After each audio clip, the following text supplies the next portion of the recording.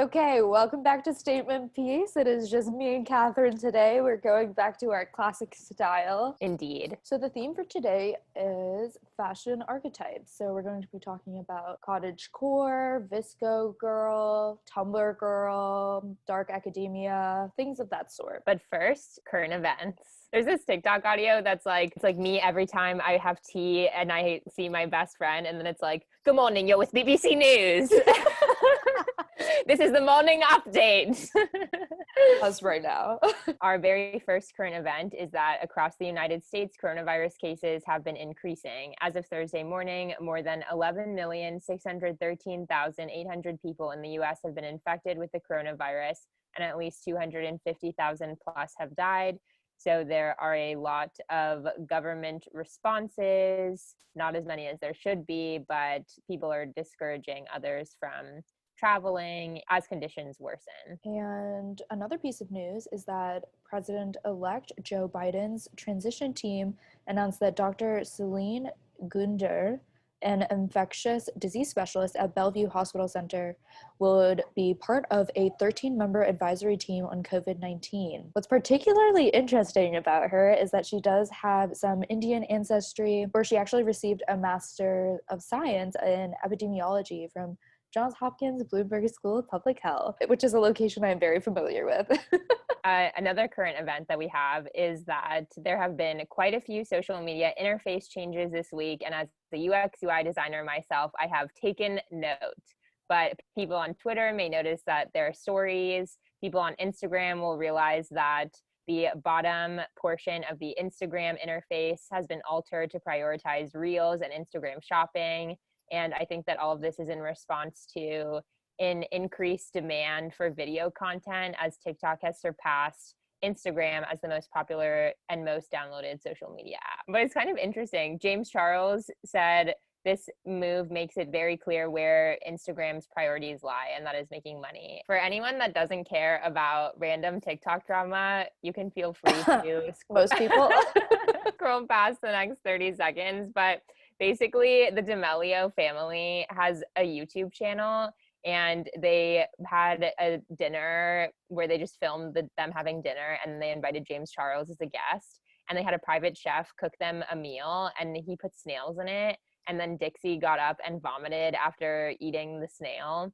And she was just like, oh, that's so gross. And then later, Charlie was talking about, wouldn't it be nice if she hit 100 million TikTok followers on the 1 year anniversary of the day that she hit 1 million TikTok followers last year. And then James Charles was like, what, was the other 95 million not enough for you? Because she has like 98 million. And so the crazy thing is, people are slamming both of them for being too privileged. And I've been checking Charlie's follower count because she's about to hit 100 million, which is insane. No one else has had that steep of an incline except for PewDiePie on YouTube. So they're just slamming her. She went on live and cried. But it's crazy because James Charles tweeted about it too, being like, this seems familiar. Because remember when he like lost millions of followers during the Tati drama, and Charlie was at 99.6 million when this YouTube video was released, and now she has like 97 million. She has more followers than Joe Biden received in votes. Wow, that's insane. Hi, cutie. Kisses.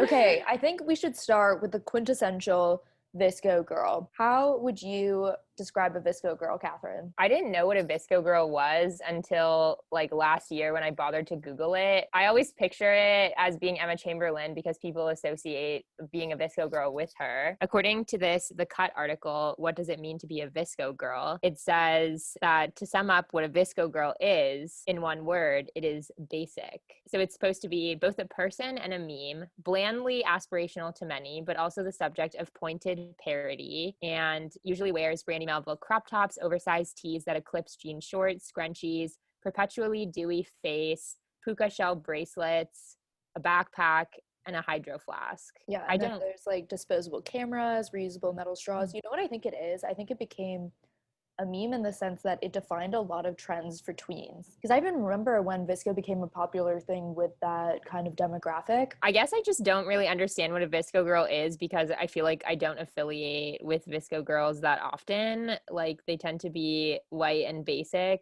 and I feel like I don't really have friends that are like that. But I also feel like it's almost out of your age range. Like Yeah, I think my yeah. sister was kind of the cutoff of VSCO Girl, but I also think those trends still translated. Like when it was still becoming really popular, I saw one of my friends in my master's program who was quite a couple years older than me still prescribe to some of the trends that are associated with a VSCO Girl, such as a hydro flask, like Birkenstocks.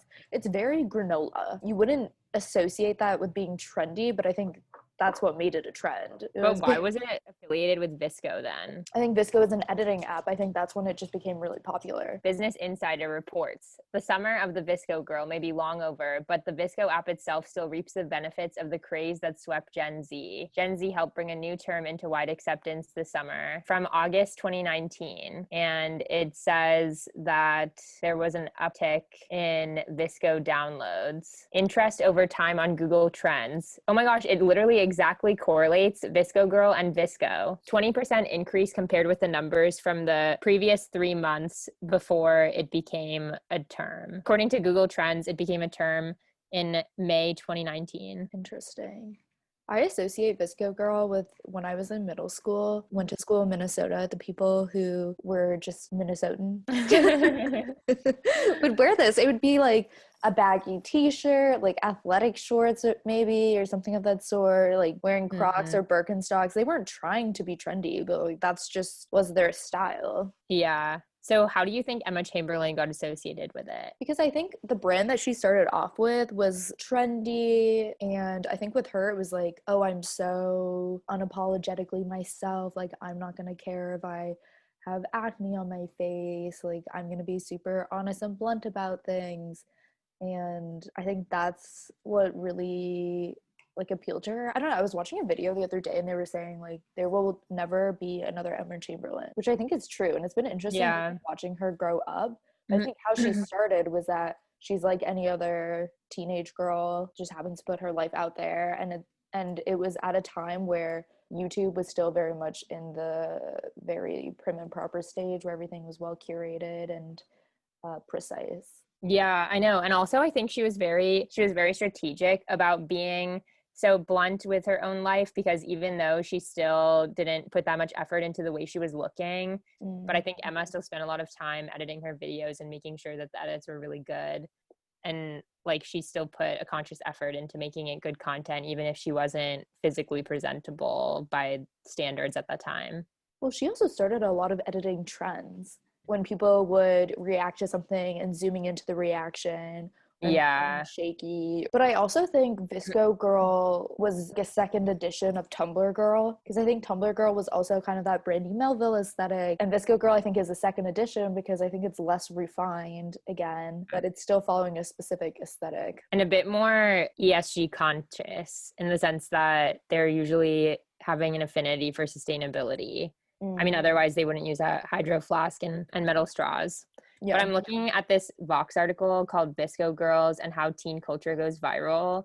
And it was also published in 2019, which I guess is when it really popped off. But it says VSCO Girls are a catchy nickname given to largely white and largely middle-class teenage girls. And those things always go viral, which is kind of interesting. Do you think white middle-class girls are the trendsetters? I think so. Even if you look at YouTubers right now, like in each trend archetype, I feel like we can associate a specific YouTuber or a group of YouTubers. And I think the people who tend to be more successful within that group are white and middle class. And I think that's just because of traditional beauty standards. So would you ever sport a VSCO girl look? I don't really see it. I don't think I need to answer that. Well, honestly, I would subscribe to being a VSCO girl, certain aspects of it, because I think the LA influences on me does make my style a bit more casual. So like I own a bag of multicolored scrunchies. And you know, one of my friends, Pooja, tried to make it a trend to wear scrunchies on your ankle. Didn't take off, but it's fine. That's But interesting that you say that, because now that I think about it, I think VSCO Girl also is very similar to what I see as sorority girl on the weekend. You know, big baggy shirt, athletic shorts, carrying a reusable water bottle, like hair in a bun with a scrunchie, maybe tan skin, whatever it may be. Anyone who knows me really well knows my disdain for Birkenstocks. My friend Michelle, when we were in Paris, I just think, like, especially when you're in Europe, you know, the Americans are the ones wearing Birkenstocks, you Yeah. know? And I just would always hate on her, and she would wear them everywhere, every single day. And, you know, she can pull them off. She looks great. It's just not for me. I'm looking at Emma Chamberlain's Insta. Her second to last post is a picture of her with an oversized cheetah poncho, jeans, Birkenstocks, and socks. Yeah. Like, I think like that whole trend is so grounded in comfort. One thing that I don't think I would see in Europe is VSCO Girl. Like, I can't see a Parisian Oh, that's girl true. looking like a VSCO girl. I can Yeah. see a So Parisian girl looking like an e-girl, or and even Tumblr girl. Like, I feel like Brandy Melville is so American, which is funny yeah, because but you it's could an see it in Italian Italy or company. something. Yeah. Yeah. Yeah. Yeah, I guess of all of them, they are either Eurocentric or internationally applied, but the VSCO Girl is I think we see it as Americanized because in literally any other country it would be affiliated with looking like drabby. American. Yeah, looking American because it looks like really drabby, but for some reason here it's like idolized and put on a pedestal because it's affiliated with Emma Chamberlain, and I don't care what anyone else thinks and I'm so comfortable. But in other places like in Europe, I think why wouldn't you want to dress up and be your best? Mm-hmm. And in Asia too. Like when I think of like Shanghai fashion, it's and Korean fashion, it's usually so advanced. I also think it's interesting because, just going back to the archetypes, I think Tumblr girl also evolved into Pinterest girl. Wait, Like, what you is a know, Pinterest girl? Pinterest girl is like, I'm thinking of big boots, cargo pants, Oh, sweater yes. vests, and then Mhm. also the classic like collared shirt under the sweatshirt with a tennis skirt. Docs, like the Oxford Doc Martens. Mhm. Like, that's like classic Pinterest girl. It's Let me kind look of at that. like edgy but girly. The Vivienne Westwood like pearl choker, I think that is like Mm. quintessential Pinterest girl. So then how do you think that relates to being an e-girl? I feel like an e-girl is almost a more grungy version, Mm. and e-girls have more makeup and beauty stuff going on, whereas I feel like Pinterest girl, you still have like very natural makeup and everything. Yeah, it's kind of interesting that they all get affiliated with app subcultures. Like Pinterest girl, VSCO girl. I feel like e-girl is kind of affiliated with TikTok, I guess. Well, then even if you look at other TikTok archetypes, Cottage Core is definitely one that I feel like rose to popularity, but also just awareness. I feel like a lot of people didn't really know what it was prior. A lot of people actually associate it with lesbian culture, and I think that became popular because of TikTok. Yeah, I'm reading this Vox article on Cottagecore. Here's what Cottagecore looks like: doilies, snails, and DIY fairy spoons crafted from seashells. It is a laughably arduous tutorial on how to make homemade rose water whispered to you in a British accent. Oh, wait, I follow some of these Cottagecore accounts that are listed as Cottagecore on this Vox article. Like Mignonette takes pictures. I follow it because it has a really dreamy, romanticized aesthetic. The Vox article also talks about how there's an environmental aspect to Cottagecore. A lot of it includes like thrifting or growing food at home and making things all cute and handmade, which was very popular during the mid 2000s. I think that Cottagecore is a really romanticized version of life. And I think people like that kind of content because it's sort of like escapism versus an e-girl, which is standing for electronic girl. and that is more just angsty, I guess, and it resonates with people's insecurities. Well, to define e-girl, for those who don't know, it is striped t-shirts and pigtails, pink blush, a lot of blush, and cheeks with tiny hearts under your eyes like an anime cosplayer. It's interesting, this Vox article says, like e-girls and e-boys, cottagecore girls often experience their aesthetic alone, and it's difficult to point out someone on the street and label them as cottagecore like we might with emo or punk kids. And then the author talks about how a lot of the fans that she's talked to doesn't actually know anyone in real life who actually is cottagecore, but instead they kind of form bonds with in group chats and comment sections. Taking the time to reflect on these makes me consider why people ever take on these aesthetics in the first place or feel inclined to invest in that kind of content. And I guess e-girl is for like the angsty type, and cottagecore is for people that want that escapism, and then VSCO Girl is the people that just want comfort as like an aesthetic. Yeah.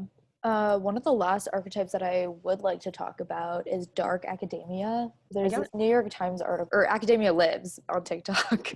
School may be out indefinitely, but on social media, there's a thriving subculture devoted to the aesthetic of all things scholarly. And basically, this article has an Instagram post that shows 3 different academic related outfits, which basically consists of a blazer and a skirt or turtleneck and sweater with a collar underneath, and associates them with different Myers-Briggs personalities in addition to Hogwarts houses from Harry Potter and zodiac signs. So I think it covers a lot of bases, but also things that I feel like people who are really into reading or writing and learning, which is what this article talks about, would be interested in. And the author describes the look as traditionally academic with a gothic edge. Think slubby brown cardigans, vintage tweed pants, a worn leather satchel, full of a stack of books, dark photos, brooding poetry, and skulls lined up next to candles. You know who I really like this aesthetic on is men. Like we keep on saying like VSCO Girl, e-girl, but there's also like the counterpart, like e-boy, same vibe. I feel like skater boy is also a vibe. Yeah, I'm trying to think if there are any like male cottagecore influencers. Well, I think there wouldn't be because it's derived from the lesbian community. No, but I think dark academia works well for guys too, like guys who wear turtlenecks, tweed pants. Yes, tweed pants, Oxfords. Yes, a little gold chain around the black turtleneck, a long coat, Telfar bag, and maybe like slightly gelled hair. It makes me want to smell Dior Sauvage right now. There you go, folks. I think another interesting part that this New York Times article brings out that says, though it can sound niche, part of dark academia's appeal is the fact that it's both more approachable aesthetically than other popular internet subcultures. One being Cottagecore, the internet aesthetic inspired by a romanticized interpretation of rural life. Okay, so to be part of dark academia, you don't have to have access to a country house, a field of flowers, a big kitchen for baking, or an expensive prairie dress. I think all of these like archetypes almost have a sense of sustainability to them.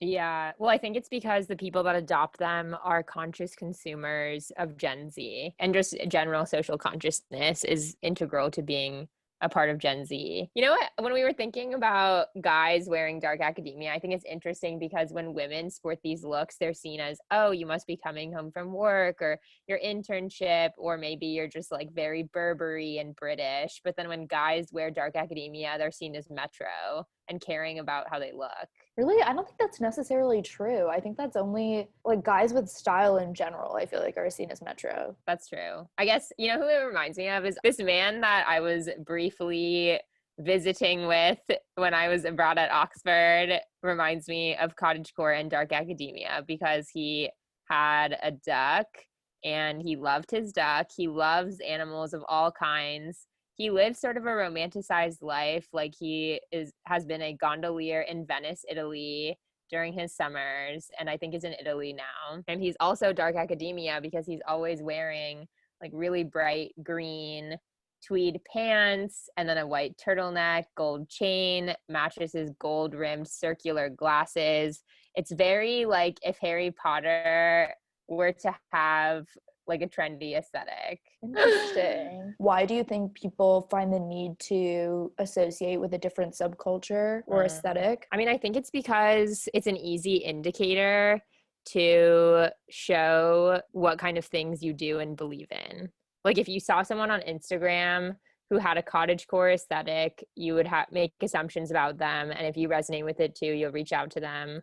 I think it's sort of like a little social media flag. People resonate with some kind of subculture and subcommunity, and they want others to see it too. Or even if you see someone like walking down the street, like imagine if you walked into a class for the first time and they were wearing, like you saw one person that looked like an e-girl and one person that looked like dark academia and one person that looked like cottagecore. Like who would you pick to talk to first? Well, I don't really judge people based off of what they wear. That's true. You're really not judgmental. And that's mostly because I love changing my aesthetic all the time. Like I remember when I was in middle school and early high school, I would wear like spiked combat boots, leather all the time.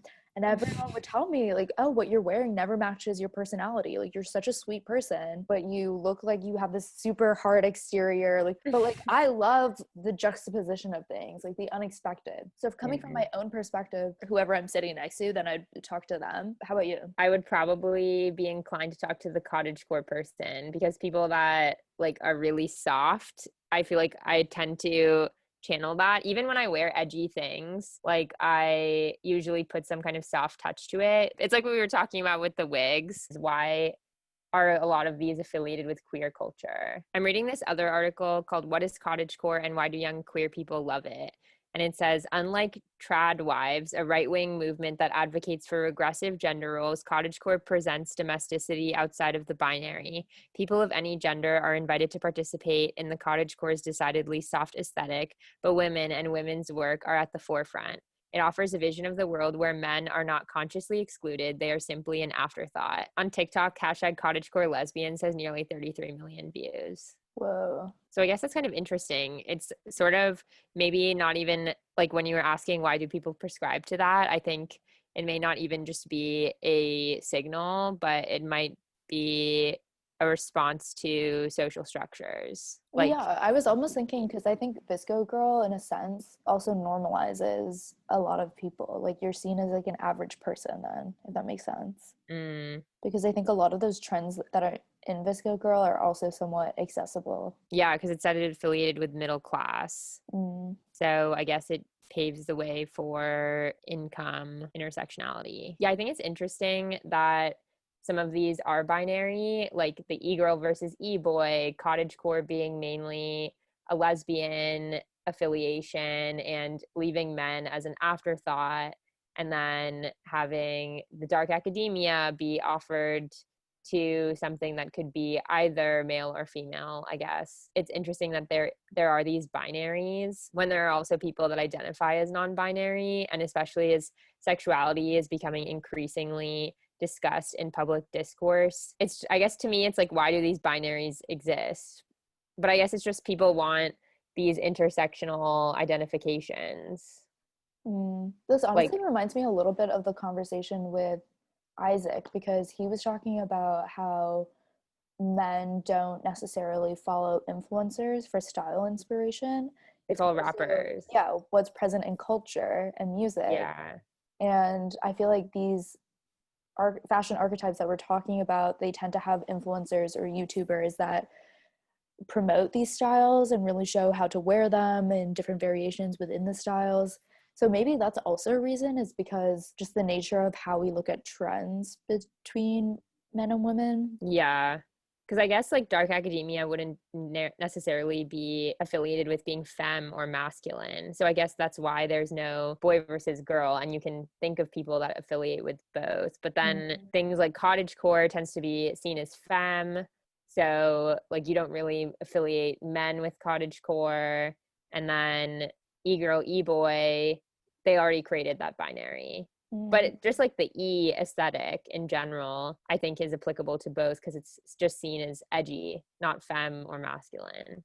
Yeah, yeah. So I guess maybe that's also part of why people create these subcultures, or why these in particular were chosen to be a part of popular culture, is because sometimes they don't really have these binaries and they low-key do have social commentary. But it's kind of also interesting, the difference between style, aesthetic, and trend, because I think e-girl is a trending aesthetic, but you wouldn't necessarily feel particularly inclined to go out and buy a striped shirt and put hearts under your eyes. One thing that is present in all of these, other than maybe VSCO and Tumblr Girl, is the accessibility factor, because a lot of these things you could find at thrift stores. Like even the sweater vest, collared shirt for Pinterest Girl you could find, and then anything e-girl, e-boy, or Cottagecore you could also find. So Yeah, I that's like true. that aspect, in that there isn't a barrier to entry based off of like how much money you have. There is obviously the time aspect, because thrifting does take some time to source and curate really good items, but it's out there. Yeah. Also, I think the aesthetics are comprised of items that people generally do have in their closet. Like everyone owns some kind of striped shirt. Everyone owns something that's like a little bit floral or like pastel colors. Or there are things you could find in your household. Like I feel like there are things you could probably find from your parents if you look Yeah. really sorted through their closet. Well, the only thing that I think does have a barrier to entry is dark academia, because I think it tends to be, I mean, that's what you were saying with the accessibility thing. I mean, academics themselves are not the most accessible institution. And for that reason, not everyone is walking around with this like straight out of Burberry coat and turtlenecks with a gold chain. That's true, but I feel like it could still be someone wearing a turtleneck and skirt, like writing poetry in their free time. I think that's the thing. A lot of these are really up to interpretation, like whichever Yeah. direction you want to take them. So it's hard to almost define them or discuss them, mostly because I feel like neither of us are a part of any of them, but we're kind of seeing it as like outside perspectives. And as content consumers, I feel like we consume a lot of TikTok, a lot of Instagram, a lot of YouTube. And so we're seeing these subcultures in front of us, but we don't necessarily, or we're not necessarily a part of them. So I think it's hard because our opinions are also only based off of that and not Yeah. the in-depth communities that exist. Yeah. My conclusion is that I think there are a lot of subcultures out there and everyone wants to try find their niche.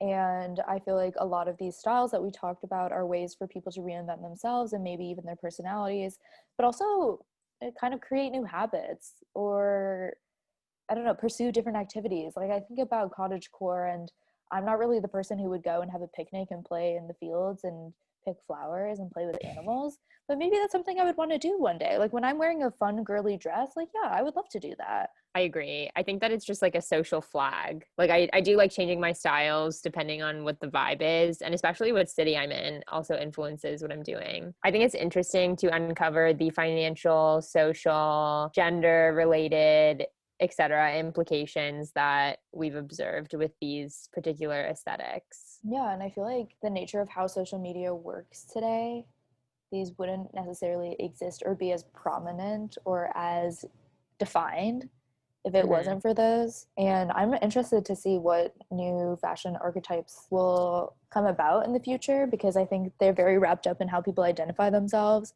And that in and of itself can be seen as trends over time. Yeah. Well, this was a great episode, Catherine. Thank you for speaking Yes. to me today. Anytime, anytime. For anyone who's watching the YouTube video, my sweater vest was thrifted. Love it. Love a thrift queen. Okay. Well, that's all for now, folks. Do do do do do do.